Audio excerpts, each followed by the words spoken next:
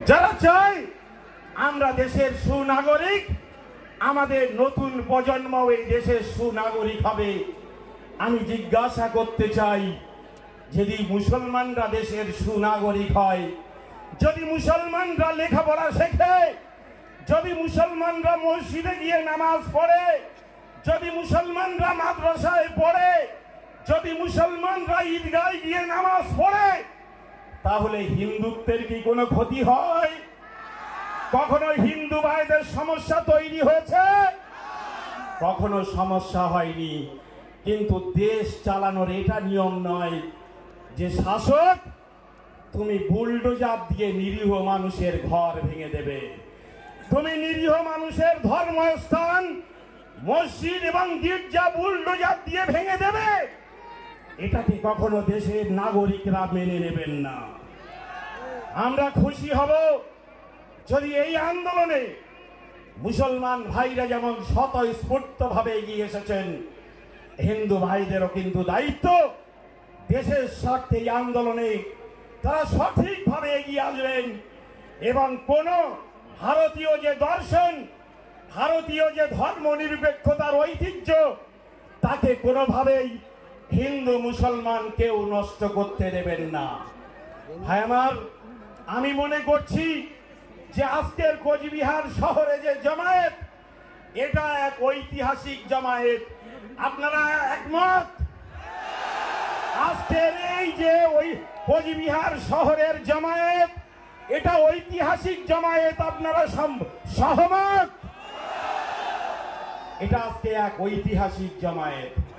কিন্তু জেনে রাখবেন, এখানে যে মানুষগুলো এসেছেন তার এর ডবল মানুষ কোচবিহারের বিভিন্ন শহরে ঘুরে তারা মিছিল করছেন। জ্যাম হওয়ার কারণে তারা এই পর্যন্ত পৌঁছাতে পারেনি। কিন্তু আমি বলেছি, এই যে কোচবিহার শহরে যে মিনি ব্রিগেড, এটা কিন্তু হচ্ছে কোয়ার্টার ফাইনাল। এটা তো ফাইনাল লড়াই নয়, এটা কোয়ার্টার ফাইনাল লড়াই।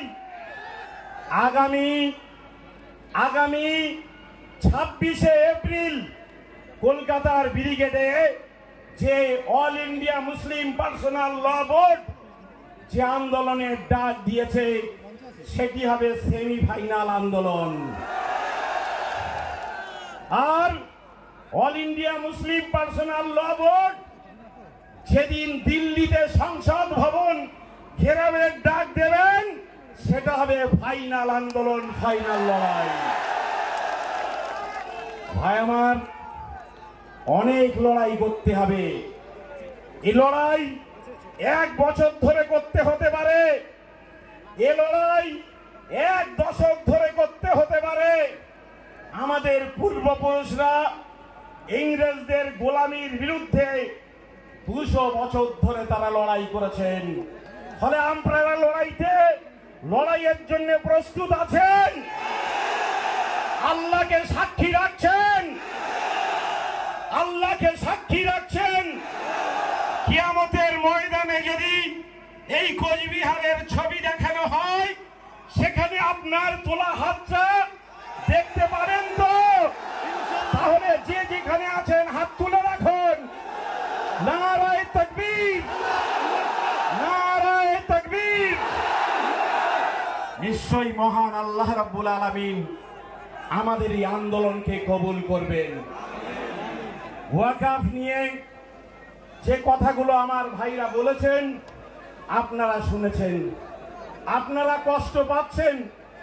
আমরা শুধু চেয়েছিলাম মন্দির আর মসজিদের জন্য একই আইন আছে, একই আইন থাকবে।